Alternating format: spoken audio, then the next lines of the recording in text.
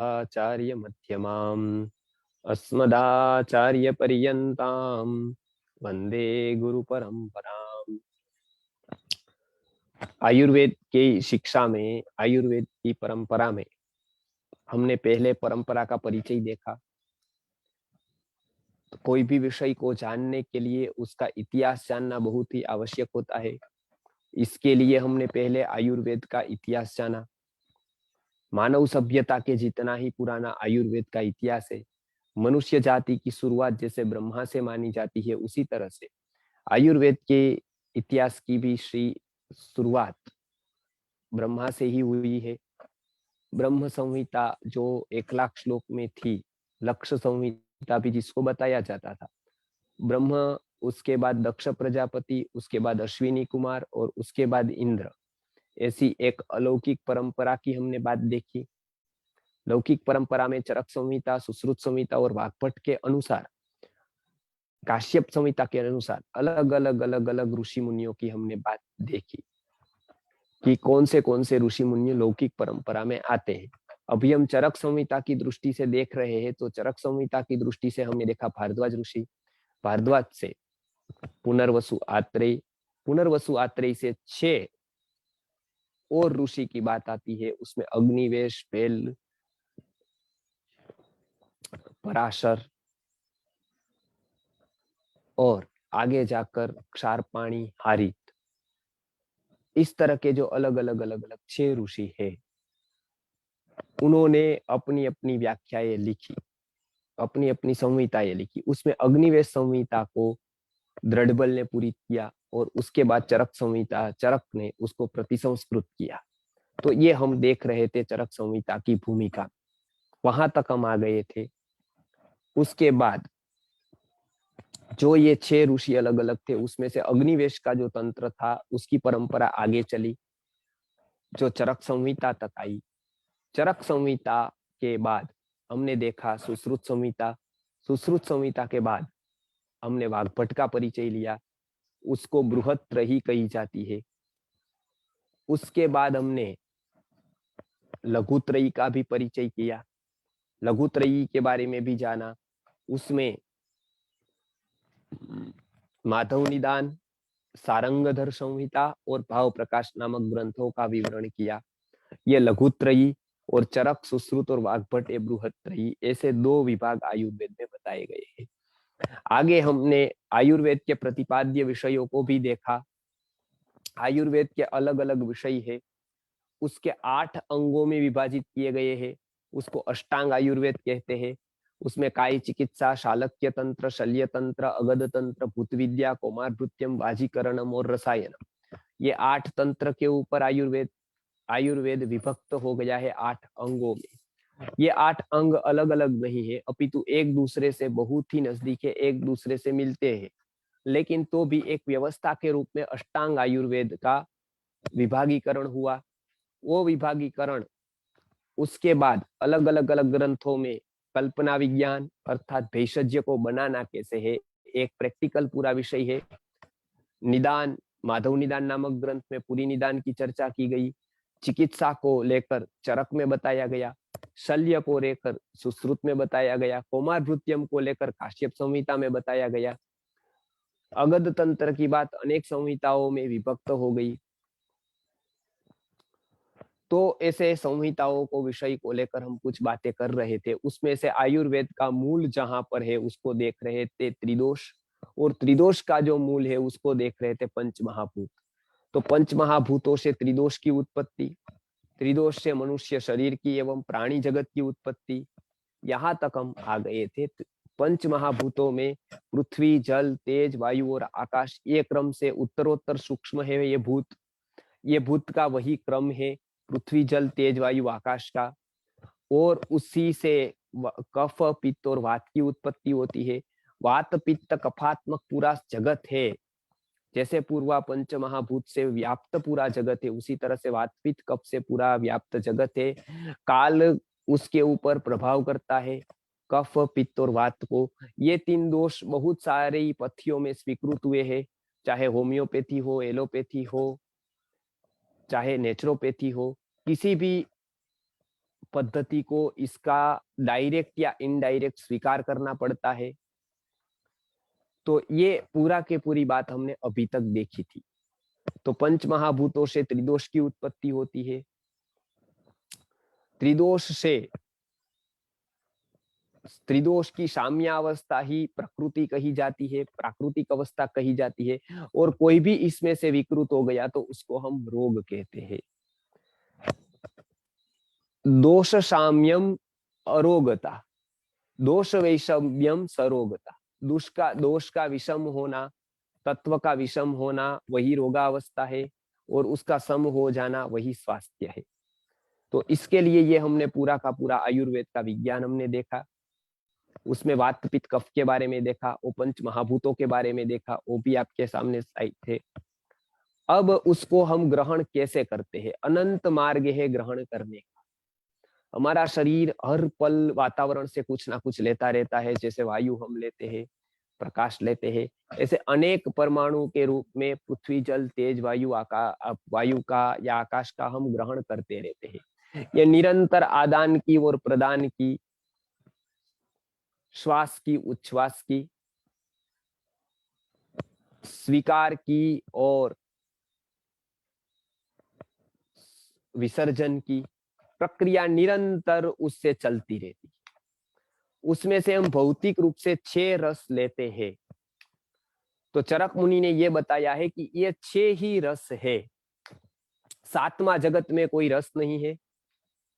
विभिन्न प्रकार के रसों को देखकर ये 6 रसों की ही गिनती हुई है।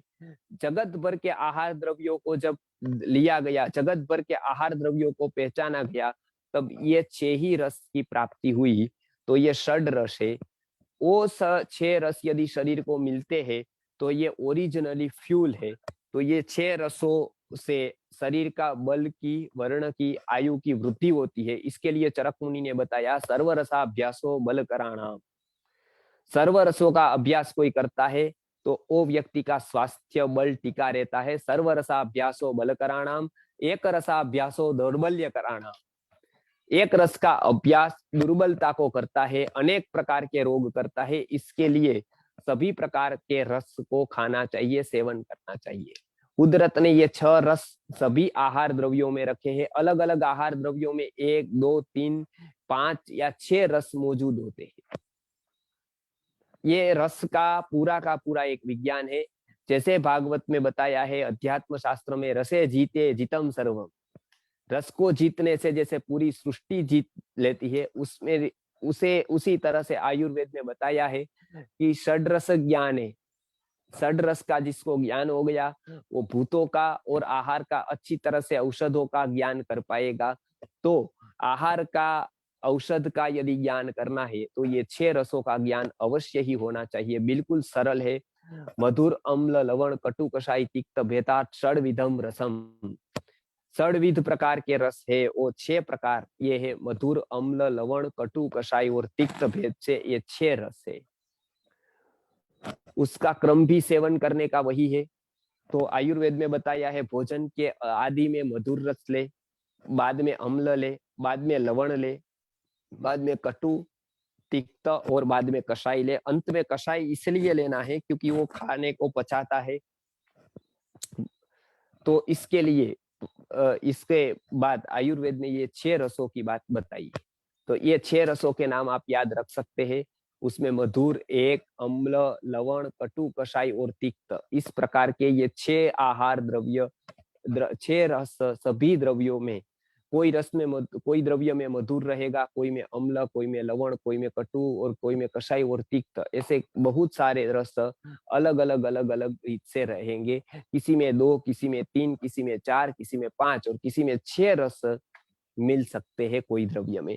वो द्रव्य अलग अलग है, तो उसके हिसाब से रस भी अलग अलग रहेंगे सभी द्रव्यों में। तो ये बहुत ही अच्छा एक रस का विज्ञान आयुर्वेद में बताया। इससे हम द्रव्य की एक पहचान कर सकते हैं। वो द्रव्य क्या करेगा कार्य, वो पहचान सकते हैं लगभग। कोई द्रव्य मधुर रस वाला होगा तो आप उसको अनुमान कर सकते हैं वो पित्त को समन करेगा, कफ को बढ़ाएगा। ये एक सामान्य गिनती है, इसमें अपवाद हो सकते हैं मधु जैसा। हनी इसमें अपवाद है, वो मधुर होने पर कफ को नाश करता है, कफ को बढ़ाता नहीं है। बाकी सभी लगभग मधुर द्रव्य कफ को बढ़ाने का काम करते हैं, पित्त को शमन करते हैं। एक वस्तु एक का शमन करती है, एक को बढ़ाती है या उसी को सम करती है। इसके लिए आयुर्वेद में दो विभाग बताए गए हैं। वो द्रव्य वो अच्छा है जो दूसरे विकारों का उत्पाद न करे, दूसरे विकारों को जगाए नहीं, लेकिन एक विकार को समन करे, रोग को शमन करे। तो इस तरह से ये 6 रसों का विज्ञान आप समझेंगे जितना अच्छी तरह से, उतना आप आहार अच्छी तरह से ले पाएंगे। आपका दोष कौन सा बड़ा है, कौन सा घटा है, उसके हिसाब से आप और रस का ज्यादा सेवन करके उसको आप घटा या बढ़ा सकते हैं। आप स्वयं चिकित्सक बन सकते हैं एक रस का विज्ञान आ जाए तो। शरीर विज्ञान के बाद अभी हम देखते हैं कि शरीर विज्ञान में हमने कफ, वात और पित्त की बात देखी, कफ, पित्त और वात की बात देखी। सही क्रम तो ये है कि कफ, पित्त और वात। तो इसमें अभी हम ये भी देख सकते हैं कि कौन सा रस कौन से दोष को बढ़ाता है और घटाता है। लेकिन पहले सबसे पहले आपको नाम याद रखना है, जो 6 नाम है। वो स्लाइड 6 नाम की हम बताते हैं आपको कि ये 6 नाम आप याद रख लीजिए। मधुर, अम्ल, लवण, कटु, कषाय, तिक्त, भेदात, षड्विधः रसः। मधुर रस कैसा है? तो आपको पता है कि मधुर रस मतलब जो मीठा है वो मधुर रस है। अम्ल अर्थात जो खट्टा है उसको अम्ल रस कहते हैं। अम्ल रस पदार्थ में इमली वगैरह में होता है, वो पित्त बढ़ाता है, इसके लिए हम उसको खट्टा पित्त, अम्ल पित्त कहते हैं इस रोग को, जिसको हम एसिडिटी कहते हैं। लवण रस है, वो हम देखते हैं कि वो नमक वगैरह में होता है लवण रस। तो वो भी हम उसको देख सकते हैं कि वो किस तरह से, लवण रस के कौन से द्रव्य है वो आप याद रख सकते हैं। मधुर रस के कौन से है, अम्ल रस के कौन से, लवण रस के कौन से। कटु अर्थात तीखा होता है जो। अब इसमें भ्रांति होती है लोगों को कि कटु अर्थात कड़वा और तिक्त अर्थात तीखा, लेकिन ऐसा नहीं है। कटु अर्थात तीखा है और तिक्त अर्थात कड़वा है।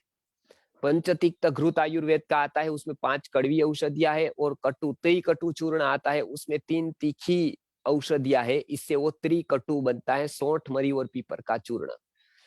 तो इसके लिए कटु अर्थात होता है तीखा और तिक्त अर्थात होता है कड़वा।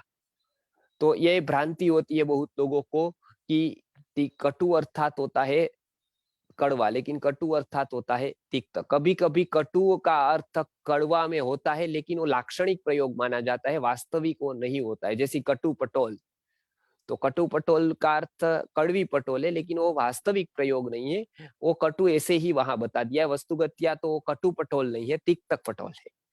तो ये बोलने में आसान रहे इसके लिए कभी उसको ऐसे नाम पड़ गए हैं, लेकिन वास्तविक प्रयोग उसका कटु का तीखा, तिक्त का कड़वा। और कशेला माने कषाय रस होता है, जो हरड़ में पाया जाता है, छाछ में होता है, ऐसे अनेक द्रव्यों में ऐसे ये रस कशेला पाया जाता है, उसको कषाय रस बताते हैं। भोजन के अंत में कषाय रस लेते हैं, इसके लिए सुपारी है, छाछ है या फिर हरड़ है, वो भोजन के बाद में लिया जाना चाहिए, क्योंकि उससे तुरे उसके कशेले रस से आहार का पाचन अच्छा होता है। इसके लिए आहार का ये क्रम दिया है, कौन सा रस कब ले। तो आहार में मधुर रस से लेकर अम्ल रस, लवण रस, कटु रस, कषाय रस, तिक्त रस, इस तरह से उसका सेवन करना है। आगे जाकर हम मधुर रस में देखेंगे कि पंच महाभूतात्मक जगत है, पूरे पंच महाभूतों में यदि व्याप्त है तो रसों में भी कौन से भूत है। तो रसों में भी भूत की प्रधानता होती है, अलग अलग रस में अलग अलग भूत होते हैं। उसकी हम बात करेंगे अभी कि कौन से भूतों, कौन से रस में कौन से भूत होते हैं। तो इसका आप देख सकते हैं यहाँ पर। तो आप थोड़ा बड़ा करेंगे तो उसमें आपको दिखेगा कि देखिए पहला ही लिखा है हमने कि पृथ्वी, पृथ्वी से वो मधुर रस से शुरू करना है, उसमें पृथ्वी और जल है। कर्सर आप ले जाए भाई, तो आपको देखिए कर्सर में पृथ्वी, मधुर रस में पृथ्वी और जल है।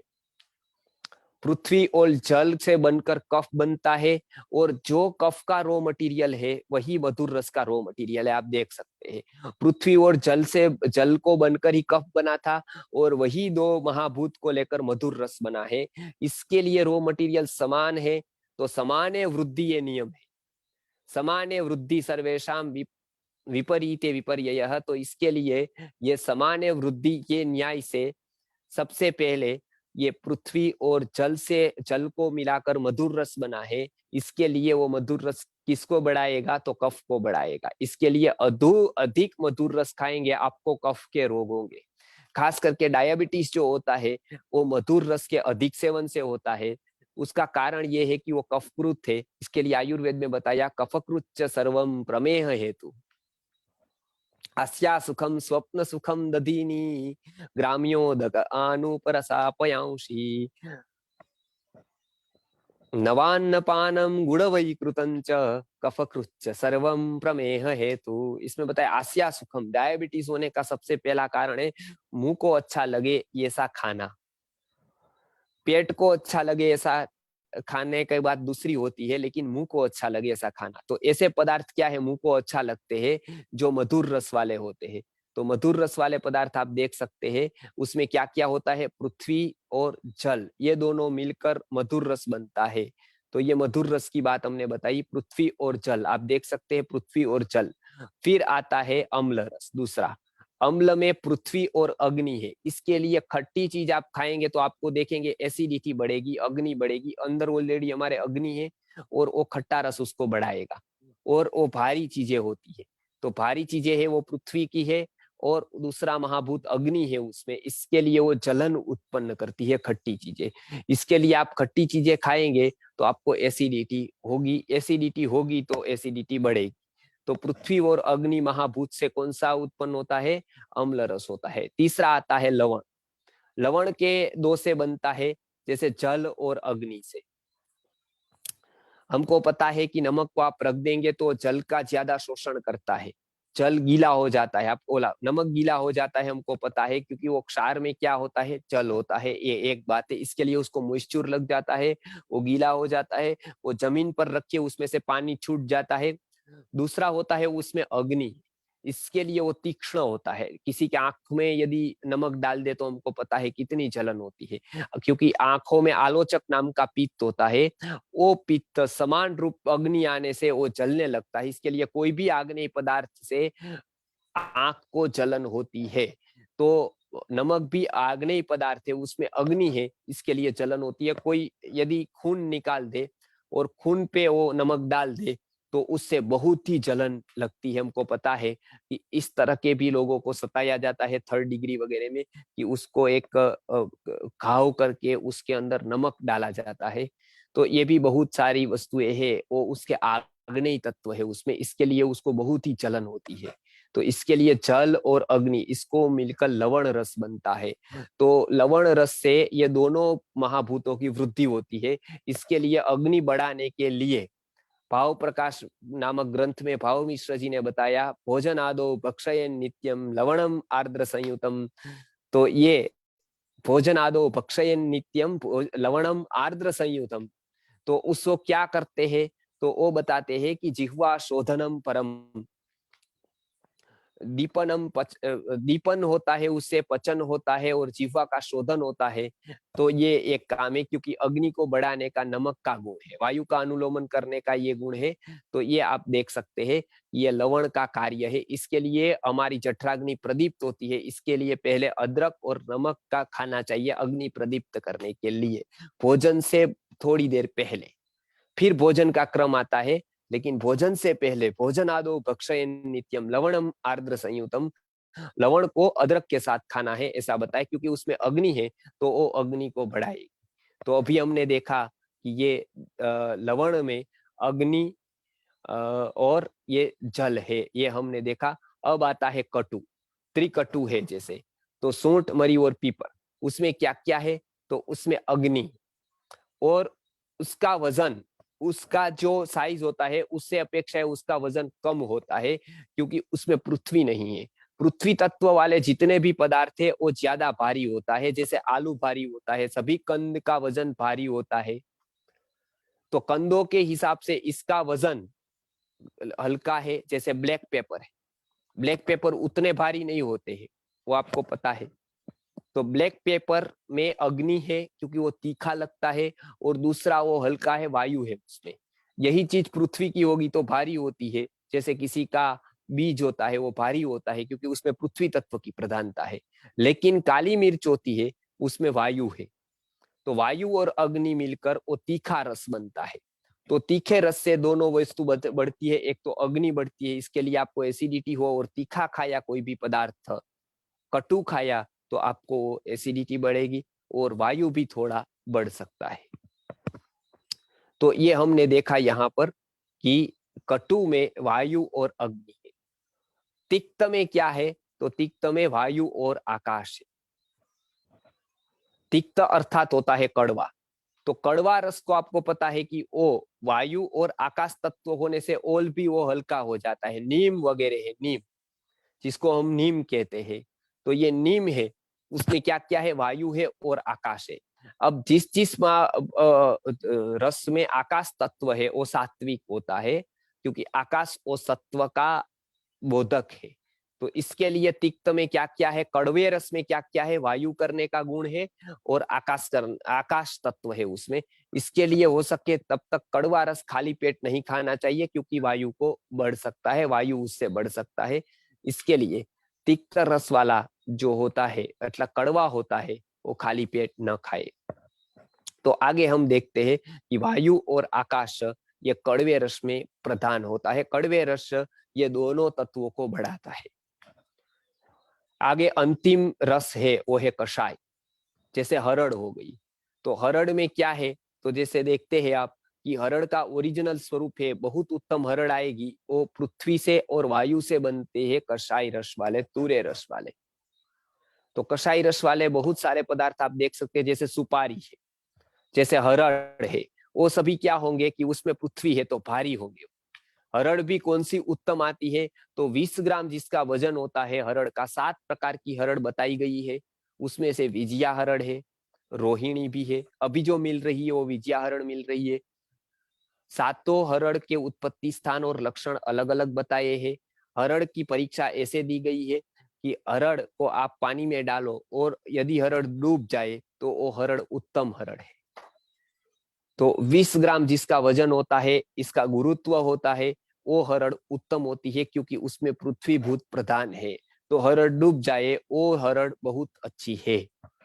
तो वो हरड़ ऐसे सुपारी है, सुपारी भी में भी रस यही है। तो सुपारी भी हमको पता है कि कितनी पृथ्वी तत्व वाली होती है, कितनी भारी होती है। छोटी सी होती है तो हम देखते हैं तो पत्थर जैसी होती है। तो ये पृथ्वी तत्व के लिए उसमें कठिनता है। दूसरा है उसका स्वभाव वायु का, इसके लिए उसके अधिक सेवन से वायु बढ़ता है। कोई भी प्रकार का अधिक सेवन कषाय रस का किया जाए तो वो वायु तत्व भी उसमें है। तो ये दोनों मिलकर कषाय रस बनता है। तो ये 6 रसों ये महाभूतों से बनते हैं, अलग अलग अलग अलग दो दो भूतों से एक एक एक एक रस बनता है। अब देखिए आपने कहा है जमीन का कंद जो होता है वो अदरक है, अदरक को सुखा दिया, सुखा देने के बाद वो हल्का हो जाता है, इसके लिए उसमें अग्नि तत्व प्रधान है, अदरक में पृथ्वी तत्व प्रधान है। तो ये अदरक और सोंठ का थोड़ा विवेक है। तो अदरक और सोंठ का ये विवेक करें आप। ओरिजिनली त्रिकटु में सोंठ पड़ती है, तो सोंठ में ये महाभूत प्रधान है। कोई भी नए द्रव्यों में नए द्रव्य का एक अपवाद है कि नया कोई भी होगा, चाहे अन्न हो, चाहे पानी हो, चाहे फल हो, कोई भी वस्तु हो, नया अन्न होगा या नया कुछ भी, वो कफवर्धक होगा, क्योंकि उसमें अरापन होगा, उसमें जल का अंश रहेगा।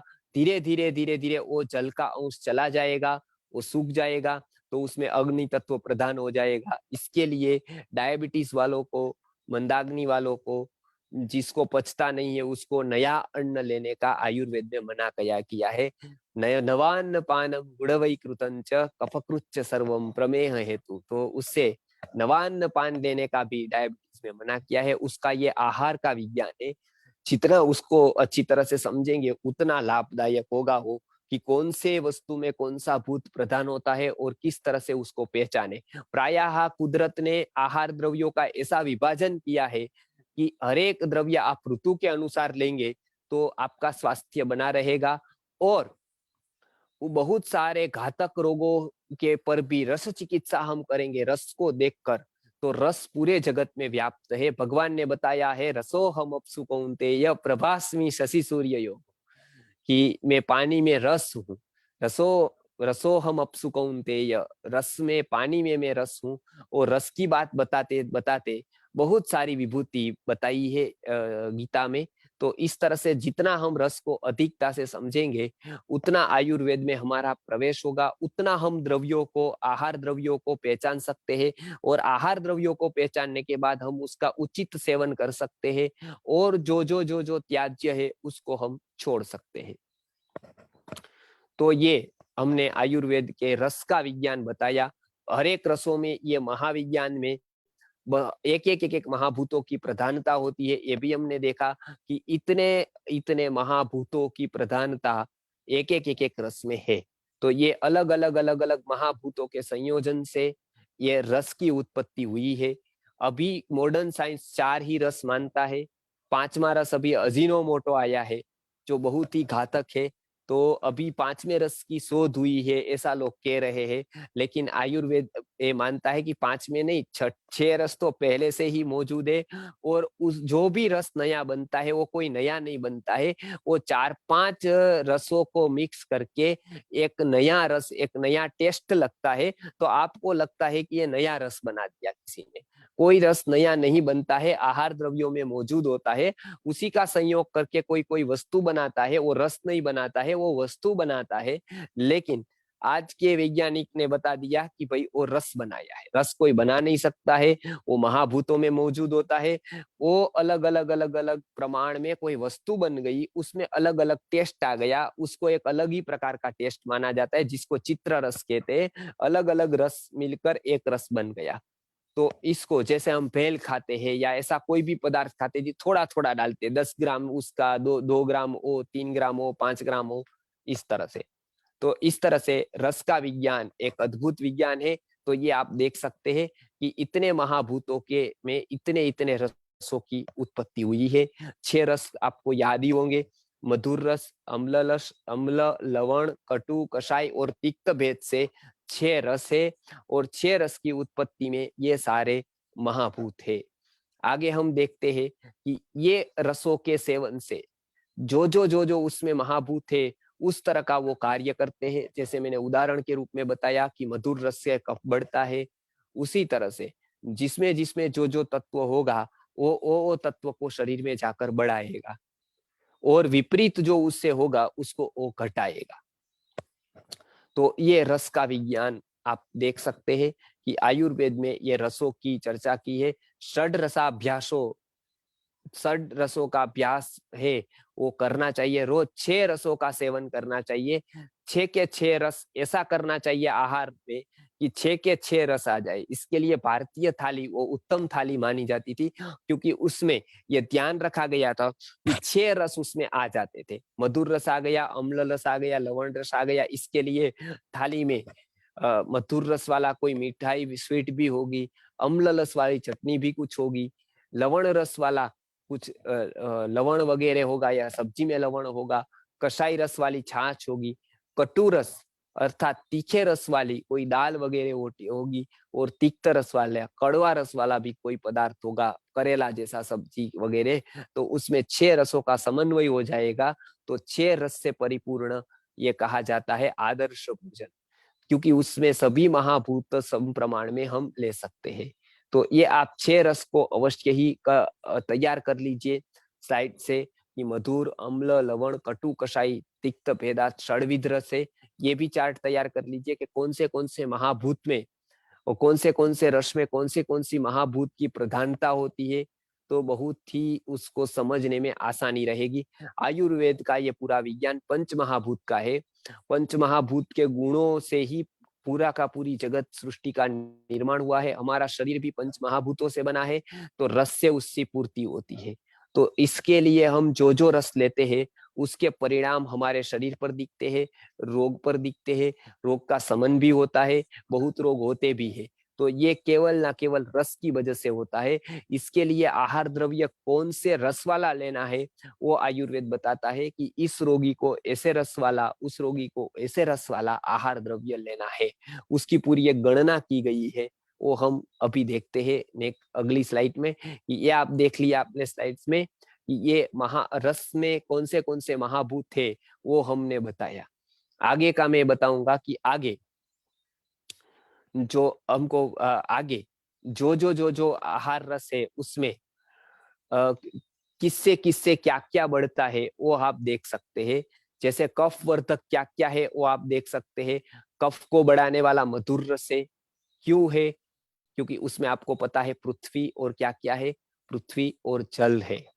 मधुर रस मैंने पहले ही बता दिया, कफ का जो रॉ मटेरियल है वही मधुर रस का है, इसके लिए मधुर रस से कफ बढ़ेगा। आपको कभी सर्दी हो गई, कुछ हो गया और आपने मधुर रस खाया, स्वीट कुछ खाई, तो डॉक्टर ऐसा ही कहेगा कि फ्रीज का आइटम नहीं खाना है, बस हो गया, पूरा हो गया। आइसक्रीम नहीं खाना है, पूरा हो गया। लेकिन आयुर्वेद कहेगा कि मधुर रस वाले फल भी आपको नहीं खाने हैं। आपको सर्दी हुई, मौसमी नहीं खा सकते हैं। आपको यदि कफ हो गया है, सर्दी हो गई है, कोल्ड हो गया है, तो मधुर रस वाला दही, मधुर रस वाला कोई भी पदार्थ आप नहीं खा सकते हो। कोई भी प्रकार की स्वीट आप नहीं खा सकते हो। मधुर रस वाला सब्जी नहीं खा सकते हो आप, क्योंकि मधुर से कफ को बढ़ेगा। केवल आइसक्रीम की बात नहीं है, मधुर रस वाले जितने पदार्थ है वो सभी पदार्थ आपको छोड़ना है, क्योंकि मधुर रस से कफ बढ़ता है।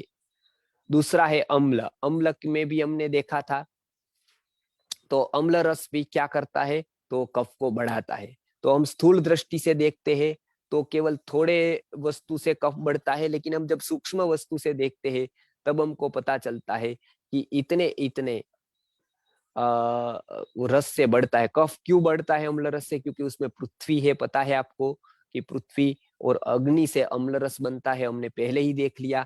आपके सामने चार्ट होगा, या तो चार्ट अभी दिखा दिया था मयंक भाई ने अभी आपको, तो चार्ट में आपने देखा था कि अम्ल रस किससे किससे बनता है। आप फिर से एक बार देख लीजिए।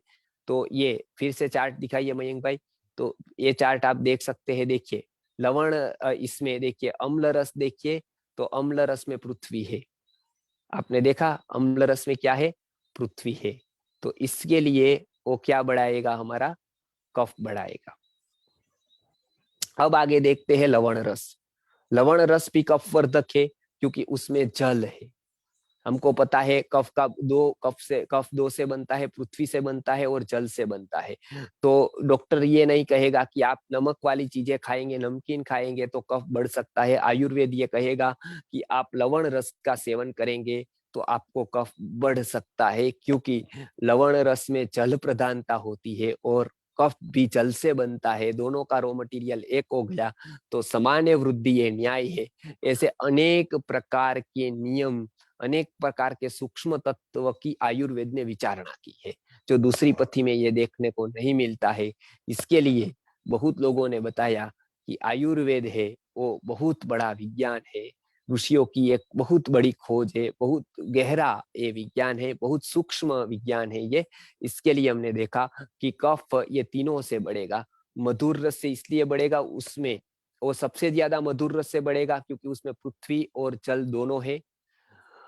इसके बाद अम्ल रस से बढ़ेगा क्योंकि उसमें केवल पृथ्वी है, जल नहीं है। और लवण से बढ़ेगा, उसमें केवल जल है।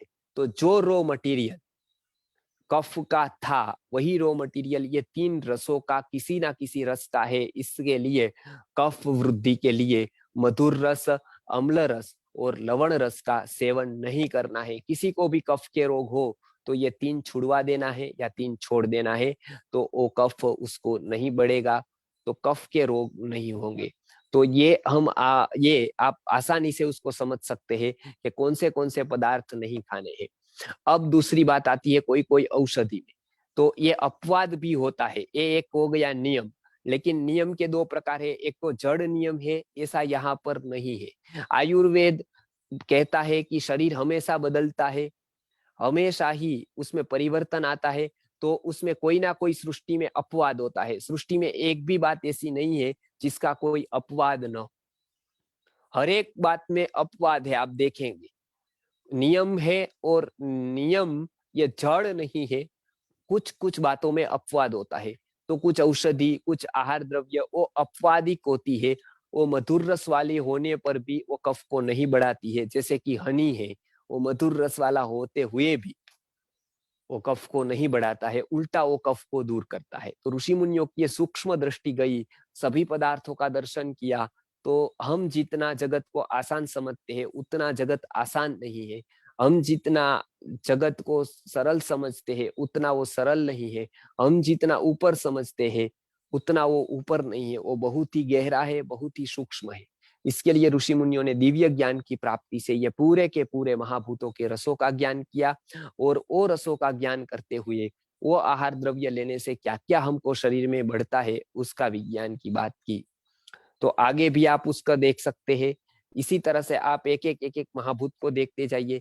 जैसे कफ के बारे में हमने देखा कि कफ के रोगों के लिए ये वस्तुएं छोड़नी है, मधुर, अम्ल और लवण रस वाली। आप देख सकते हैं उसमें हमने पूरा का पूरा ये दिया है। तो वातवर्धक कौन से है वो भी आप देख सकते हैं। कटु रस है, तिक्त रस है और कषाय रस है। आप देख सकते हैं 4, 5 और 6। पहले तो आपको एक काम करना है, पहले याद रख लेना है क्रम वाइज। क्रम कैसा है वो मैं फिर से एक बार बता देता हूँ। मधुर, अम्ल, लवण, कटु, कषाय, तिक्त भेदात षड्विधः रसः। तो ये 6 प्रकार के रस है। उसमें पहला नंबर मधुर है, दूसरा अम्ल है, तीसरा लवण है, कटु है, कषाय है और तिक्त है। ये 6 रस फिर से आप एक बार देख लीजिए, इसको लिख लीजिए। ये 6 रसों का नंबर वाइज आपको याद रखना है, 1, 2, 3, 4, 5, 6। आपने ये याद रख दिया तो फिर से आप एक बार वो देख लीजिए कि हाँ, तो फिर से आप देख ले सकते हैं कि इसको 4, 5, 6 नंबर दिए हैं। देखिए, मधुर 1 नंबर का है, अम्ल 2 नंबर का है, लवण 3 नंबर का है, कटु 4 का है, तिक्त 5 का है और कषाय 6 का है। अब हम देखते हैं कटु रस। तो हम देखते हैं कि कटु अर्थात त्रिकटु की हमने बात की थी। उसमें हमने देखा था कि उसमें वायु है और क्या क्या है, एक तो वायु है और एक अग्नि है। तो वात को सामान्य वृद्धि, वायु का आरक जितने भी पदार्थ है वायु तत्व, वो वात को बढ़ाता है। इसके लिए कटु रस भी वात को बढ़ाएगा। तिक्त में भी हमने देखा था, आप देख सकते हैं कि कटु रस में जैसे हमने देखा था उसी तरह से हमने तिक्त में देखा था। और फिर से हम एक बार आपको दिखाते हैं, मयंक भाई आप उसको दिखाएंगे। तो जैसे तिक्त में आप देख सकते हैं, जैसे तिक्त में वायु और आकाश है। तो वायु और आकाश में से वायु तत्व है वो वायु को बढ़ाएगा, इसके लिए तिक्त भी वायु को बढ़ाएगा। पृथ्वी और वायु कषाय में है तो कषाय रस भी वायु को बढ़ाएगा। तो ये हमने फिर से देखा कि वायु तत्व को बढ़ाने वाले ये 3 है, इससे वात प्रकोपित होगा, वात बढ़ेगा। तो ये 3 तत्व जाम्बव में, मतलब जामुन होता है उसमें आपको पता है कषाय रस होता है, इसलिए वो जाम्बवम वातवर्धना नाम ये चरक सूत्र है। जाम्बू जामुन है वो शरीर में वात की वृद्धि करता है। केवल जामुन नहीं, ये जितने जितने ऐसे रस वाले होते हैं उसका सेवन वायु के रोगों में कम कर देना है, तो वायु कम बढ़ेगा, वायु नहीं। तो इसके लिए ऋतुचर्या, आहारचर्या के पीछे एक विज्ञान होता है, और वो विज्ञान इतना सूक्ष्म है कि उसके अनुसार हम करेंगे तो बहुत रोगों से बच जाएंगे। पित्त है, पित्त को आप देख सकते हैं, अम्ल से पित्त बढ़ता है वो पहले ही बता दिया, क्योंकि पित्त भी बनता है अग्नि से, और अम्ल भी किससे बना है वो हमने देख लिया था पहले ही कि पृथ्वी और अग्नि से अम्ल बना है। आप फिर से एक बार देख लीजिएगा। तो ये देखिए अग्नि, देखिए अम्ल देखिए, और कर्सर देखिए आपको पृथ्वी और अग्नि। तो अग्नि से तो पित्त बढ़ाएगा वो। फिर से हम देख लेते हैं, तो ये अग्नि है, तो जो अम्ल है वो पृथ्वी और अग्नि से बना है, तो वो अग्नि को बढ़ाएगा यानी पित्त को बढ़ाएगा। आगे जाकर लवण रस में भी क्या है, अग्नि है, वो हमने देखा था। तो लवण रस में भी अग्नि होने के कारण वो देख सकते हैं, लवण रस में भी जल और अग्नि दोनों है, उसमें अग्नि है वो पित्त को बढ़ाएगा क्योंकि प्रधानता उसमें अग्नि की है। आगे जाकर हम देखते हैं कटु। कटु में भी आप दिखा सकते हैं कि कटु रस जो है वो हमने पहले ही कहा था कि उसमें भी वायु और अग्नि है, इसके लिए वो भी पित्त को बढ़ाएगा। समान वृद्धि ए न्याय याद रखना है। तो ये रस जो है वो पित्त को बढ़ाने वाले हैं। हमने आज इतना देख लिया कि कफ को कौन सा रस बढ़ाएगा, वात तत्व को कौन सा रस बढ़ाएगा और पित्त तत्व को कौन सा रस बढ़ाएगा। ये आप आसानी से उसका अभ्यास कर सकते हैं, उसको देख सकते हैं। आयुर्वेद का ये षड रस का बहुत ही बड़ा विज्ञान है। तो ये हम बहुत ही अच्छी तरह से ये जान लेंगे कि ये किस किस आहार द्रव्यों से बढ़ता है। अब जैसे मधुर है, वो किससे किससे बढ़ता है, तो पृथ्वी और जल वाली चीजें, मधुर रस से कफ बढ़ेगा क्योंकि मधुर में कफ और जल है। तो जिस मधुर रस में पृथ्वी और जल है, तो पृथ्वी और जल वाली जितनी भी चीजें या केवल जल वाली या केवल पृथ्वी वाली होगी, उससे कफ बढ़ेगा। तो ये आप आसानी से उसको याद रख सकते हैं। अग्नि रस वाली जितनी भी होगी, अग्नि तत्व वाले जितने भी रस होंगे, वो रस वाली जितनी वस्तुएं होगी, वो वस्तु से, वो आहार द्रव्य से पित्त बढ़ेगा। और कटु, तिक्त और कषाय द्रव्य वाली जितनी भी वस्तुएं होगी, जितने भी आहार द्रव्य होंगे, उससे वात बढ़ेगा। इसको ही कहते हैं समान वृद्धि सर्वेशा। समान से वृद्धि होती है और विपरीत से वो विपर्य अर्थात नाश हो जाता है। तो ये हमने 3 देखा। वो बढ़ाता है, कफ कौन सा बढ़ाता है, वात कौन से द्रव्य बढ़ाता है, और पित्त। अब बढ़ गया, उसको कम करना है तो क्या करें, तो उसके शामक रस ले। तो जैसे कि कफ का शामक रस सबसे अच्छा कौन सा है, कफ का विपरीत कौन सा है, तो कटु रस है। वो अपोज है किससे, कफ से। क्योंकि कटु रस में आपको पता है पृथ्वी है नहीं है और जल नहीं है। जो कफ की रो प्रॉपर्टी थी वो इसमें कुछ नहीं है, इसमें वायु है और अग्नि है। आप समझ गए ना, वायु है और अग्नि, देख सकते हैं आप कटु रस को। तो इसके कारण वो कफ का नाश करेगी। तो कटु रस होगा वो कफ नाशक होगा। इसके लिए हम कफ हो जाए तो हम त्रिकटु चूर्ण लेते हैं, सौंठ लेते हैं, मरी काली मिर्च लेते हैं, पिपली लेते हैं, ऐसे द्रव्य हम तीखे लेते, तुलसी लेते हैं। तो ये सब द्रव्यों का हम सेवन करते हैं जब कफ हो जाए, तो तीखा खाते हैं, पता है ना आपको, तीखे द्रव्य का सेवन करते हैं। क्योंकि कफ का ये विपरीत रस सबसे पहले नंबर का है। इसके लिए आयुर्वेद में जितनी भी दवाई है कफ के लिए, वो कफ के लिए जो दवाई बताई है वो प्रायः ये कटु रस वाली है। कटु अर्थात तीखे रस वाली है। तो ये यहाँ पर हम कहते हैं ना, मीठे रस से भरोड़ी ज्यादा रानी लागे, ऐसा। तो ये तीखे रस से जो होता है वो कफ का निराकरण होता है, कफ का शमन होता है। आयुर्वेद में तीखे रस से भरोड़ी है, तीखा रस का प्रधानता है। इसके लिए वो कटु रस हम कफ सामक द्रव्यों में देते हैं। बालकों की भी बहुत द्रव्य ये रस से होते हैं। तो ये कटु रस देखा। दूसरा आएगा तिक्त रस। तिक्त अर्थात होता है कड़वा। कड़वा रस में भी हमने देखा था पृथ्वी और जल ये दोनों में से कुछ नहीं है। तो ये भी आप देख सकते हैं कि पृथ्वी और जल ये दो में से कुछ नहीं है। तिक्त में वायु और आकाश है। पृथ्वी भारी है, उससे कफ बनता है, तो कफ भी भारी हो गया। और उसका विपरीत हल्का है, वायु और आकाश दोनों हल्के हैं। इसके लिए इसके लिए कफ का सेवन करना है तो आपको तिक्त रस का सेवन करना है, कड़वे रस का सेवन करना है। कड़वा रस भी कफ को दूर करता है, कफ के रोगों में बहुत ही उपयोगी होता है। इसके लिए कफ के कारण जो बुखार आ जाए, उसमें हम महासुदर्शन लेते हैं, उसका रस तिक्त होता है, कड़वा होता है। कड़वे रस का सेवन भी कफ में बहुत ही लाभदायी होता है। इसके लिए हमने ये पूरा का पूरा जो आहार विज्ञान है वो यहाँ पर समझाने का प्रयत्न किया है। तो वो आप पूरा का पूरा देख लीजिए कि क्या क्या रस से क्या क्या बढ़ता है। मेरे हिसाब से अभी आपको ये आसानी होगी, सुविधा होगी कि आप मनन करें कि ये क्या क्या रस से क्या क्या बढ़ेगा और किस तरह से उसको देखना है कोई भी आहार द्रव्य को, जो मैंने चार्ट बताया है उस हिसाब से। तो आप यदि धीरे धीरे उसको बताते जाएंगे तो वो आपके लिए बहुत ही आसान रहेगा। तो आगे मैं कहता हूं आपको कि आगे कटु, तिक्त और अंतिम है कषाय। कषाय रस से भी कफ का समन होता है। तो कषाय रस में भी आप देख सकते हैं कि कषाय रस में क्या क्या है। तो कषाय रस में पृथ्वी और वायु है। यहाँ पर एक बात है, वायु तत्व प्रधान है, तो पृथ्वी तत्व होते हुए भी वो कफ का नाश करता है क्योंकि वायु तत्व प्रधान हो जाता है। वो कषाय रस अंतिम रखा है इसके लिए क्योंकि कषाय रस में दोनों है कि वो कोई कोई कषाय रस द्रव्य कफ का वो भी करता है, शमन भी करता है, और उतना शमन नहीं करता है क्योंकि उसमें पृथ्वी महाभूत समान हो जाता है और वायु महाभूत विपरीत हो जाता है। तो एक द्रव्य की विशेषता होती है।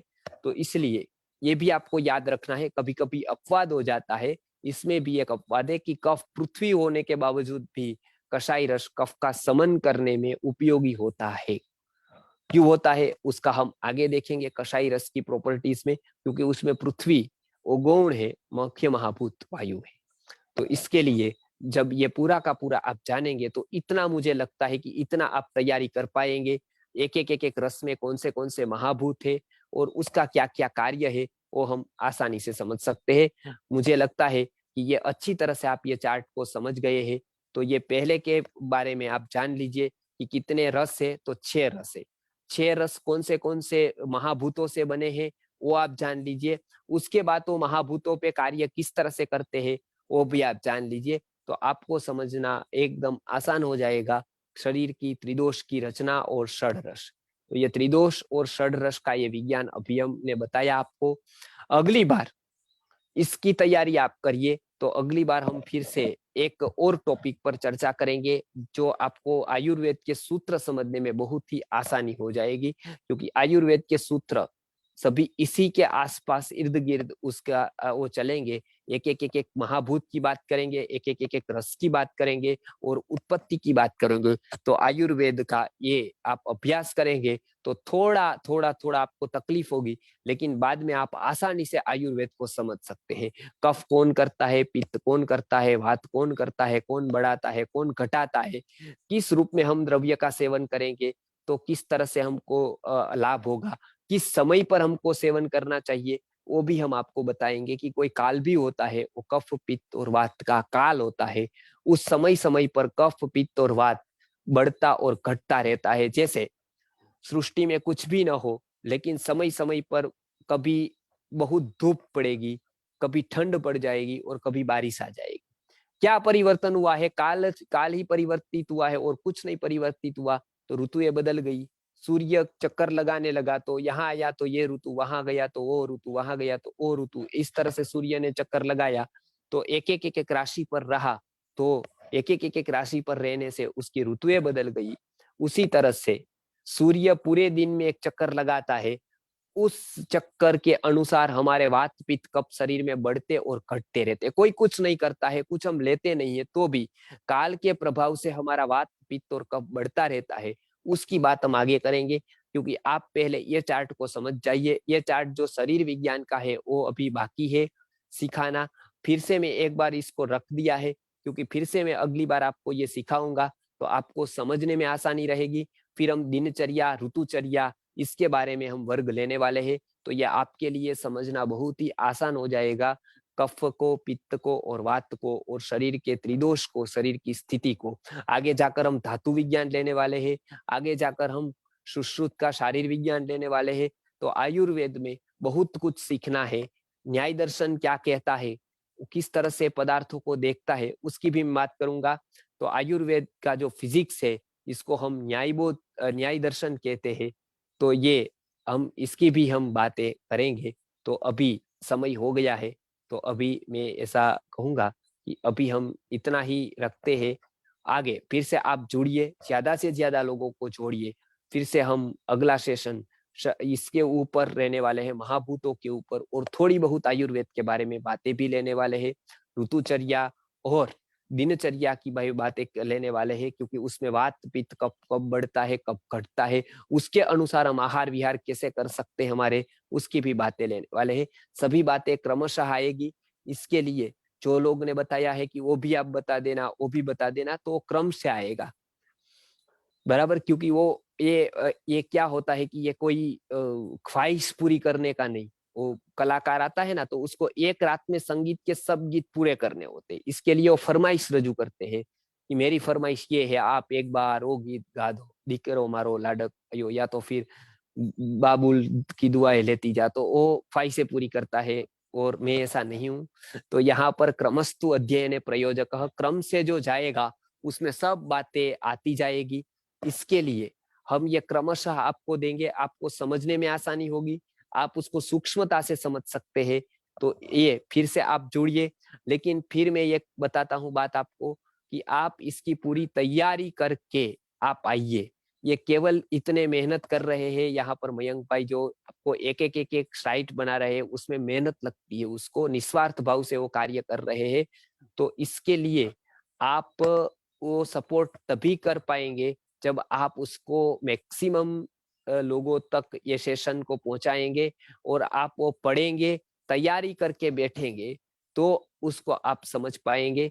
तो इसके लिए आप प्रयत्न ये करिए कि ज्यादा से ज्यादा लोगों को पहुंचाए और ये तैयारी करके अगली बार आइए, तो आप अच्छी तरह से आगे का विज्ञान समझ सकते हैं। आपको ये कंठस्थ हो जाना चाहिए, क्योंकि मैंने लॉजिक के साथ, उसके कारणों के साथ आपको पढ़ाया है। तो ये इतना ही मैं रखता हूं। अगली बार फिर इसी स्लाइड से हम शुरू करेंगे। एक आंवले के बारे में पूछा है, आंवला है वो अपवाद द्रव्य है, उसकी हम बात करेंगे। कोई कोई यूनिक है, तो वो यूनिक द्रव्यों में एक आंवला है। तो आंवला को कंपेयर नहीं, कोई कोई लोग अपवाद होते हैं, इसको आप लोगों के साथ नहीं गिन सकते हैं। लोगों का मानना अलग होता है, वो कुछ लोगों का मानना अलग होता है। ऐसे लोग होते हैं ना यहाँ पर, जो ये मनुष्य होते हुए भी मनुष्य से बहुत कुछ ऊपर होते हैं। तो ऐसे ही कोई द्रव्य द्रव्य होते हुए भी वो द्रव्यों से ऊपर है, तो इसको हम दिव्य औषधि कहते हैं। तो ऐसे द्रव्यों की भी हम कभी बात करेंगे कि ये हम गुरुकुल पे बताते हैं ना कि जग में है पर जग से पर है गुरुकुल, जग में है लेकिन जग से पर है गुरुकुल। तो उसी तरह से ये आंवला को रख दिया है किसी ने फल वर्ग में, लेकिन फल से वो बहुत ही आगे है, फल से वो बहुत ऊपर है। आंवला को तो आम्ल की रसायना नाम ये चरक सूत्र में आंवले का, जो ऋषि मुनि भगवान का भी बिना कारण प्रशंसा नहीं करते, भगवान की पत्नी की, बेटों की तो करते ही नहीं है, लेकिन खुद भगवान की भी आ जाए बात, तो भी बहुत सूक्ष्म द्रव्यों, बहुत सूक्ष्म शब्दों में करते हैं प्रशंसा। वो ऋषि मुनियों ने आंवले की प्रशंसा मुक्त कंठ से की है। तो आयुर्वेद का भगवान है आंवला। तो इसके लिए आंवला की बात करेंगे तो उसके ऊपर बहुत कुछ कहने जैसा है। आंवला ये पृथ्वी पर का अमृत है, ऐसा कहे तो भी कोई अतिशयोक्ति नहीं है। इसके लिए आंवला एक अलग द्रव्य है, उसकी बात हम अलग द्रव्य जो आते हैं वो हम कभी आपको बताएंगे, उसका लिस्ट भी बनाएंगे। लेकिन आप ये पहले पढ़ते जाइए, बाद में आप अपनी फरमाइश करें। यहाँ ये फर्क है कि हम जो पढ़ाए वो पहले आपको पढ़ना है और उसके बाद आपको बताना है कि अब ये पढ़ा। हम जो पढ़ाते हैं वो पढ़ना नहीं और सीधा बताना कि वो पढ़ा दो वो पढ़ा दो, तो ऐसे नहीं करना है। आप पहले ये सीख ले, उसके बाद आप आंवले को या हरड़ को या भेड़ा को समझ पाएंगे। तो इसके लिए आप फिर से ये तैयारी कर दीजिए। हम फिर आएंगे अगली बार और यहाँ से फिर से हमारी कक्षा शुरू करेंगे। नमस्कार, जय धन्वंतरी। राजेश्वर जी को कुछ कहना है तो वो कहेंगे जी। बहुत बहुत धन्यवाद आचार्य जी। कल जी का सेशन जो है कल 11 बजे, कल संडे है, कल 11 बजे संस्कृत का सेशन होगा और कल शाम को 4 बजे जो है वो वैदिक कृषि के ऊपर है। तो बहुत जी इंपॉर्टेंट सेशन है, प्लीज आप जुड़िए। हम सब लोग मिलके, हम लोग आयुर्वेद तो हैं, आचार्य जी बोले थे आहार के बिना आप जो है एक बकेट में होल्स करके मैं आपको देता हूँ, उसमें आप पानी नहीं भर पाएंगे। वैसे ही आपका आहार विहार शरीर सही नहीं रहने से कोई भी दवा काम नहीं करेगा। तो जैविक कृषि लेके आना हम सबका जिम्मेदारी है, नहीं तो फ्यूचर जनरेशन्स का इतना अंधेरा है, उनका जीवन जो, इसलिए जो है जैविक कृषि हम सब लोग मिलके लेके आएंगे। उससे जो है अपना मिट्टी बचेगी, अपना गाय भी बचेगी, हमारा स्वास्थ्य बचेगी। नहीं तो आयुर्वेद भी काम नहीं आएगा। हम लोग जहर केमिकल फूड खाने से आयुर्वेद भी काम नहीं आएगा। तो सोचते हैं लोग, बहुत लोग जो है, बहुत मोस्ट इग्नोरेंट पोजीशन क्या है ना इस दुनिया में, कृषि का और मेरा संबंध नहीं है बोल के। कृषि जो है, जो अन्न खाते हैं ना, सबके लिए कृषि, कृषि से रिलेशन है। हम सबका रिस्पॉन्सिबिलिटी है। आप सिटी में रहिए, कहीं रहिए, लेकिन पूरा भारत में गोआ आधारित कृषि, जो वैदिक कृषि वापस लेके आना हम सबका जिम्मेदारी है। तो आप जुड़िए और मैक्सिमम लोगों को जोड़िए, और यही विनती है। और ये आयुर्वेद सेशंस में मैक्सिमम बीएएमएस लोगों को जोड़िए। क्या है ना, वो लोग बहुत अच्छा सेवा कर सकते हैं भारत को। और गांव गांव में, शहर शहर में ऐसे बीएएमएस स्टूडेंट्स ये सही गुरुकुल ऋषि परंपरा से सीखे आयुर्वेद को। कैसे भी जो है वो बीए में सर्टिफिकेट आएगा उधर, लेकिन उधर सही मेकाले सिस्टम में सही नॉलेज नहीं मिलेगा। वो हेर्बल एलोपैथी सीखेंगे उधर, लेकिन सही यहाँ आयुर्वेद जो है हमें इधर सीखने को मिलेगा। तो उनको सर्टिफिकेट भी आएगा और इधर ज्ञान भी मिलेगा। तो प्लीज आप जो है, मुझे उतना कॉन्टेक्ट नहीं है, आपका जिनका भी कॉन्टेक्ट है बीएमएस स्टूडेंट्स का, बीएमएस डॉक्टर्स का, प्लीज आप फॉरवर्ड कीजिए, बहुत रिक्वेस्ट कर रहा हूँ। क्योंकि हम लोग जो है एक ही है, जो मैं मरने तक जो है मैं ये सब सेशन जो है मैं वीडियो सही बहुत सारे जो है मैं मुझे दे के जाना है इस दुनिया को, बस वही मेरा इच्छा है। मैं वाह, जब तक रहूंगा वही काम करूंगा, लेकिन आपसे थोड़ा अ, विनती है कि प्लीज आप हेल्प कीजिए, मैक्सिमम लोगों को जो है ये ज्ञान पहुंचना है। प्लीज आप कल 11 बजे जुड़िए, और कल शाम को 4 बजे जो है जैविक कृषि का, वैदिक कृषि का जो सेशन है।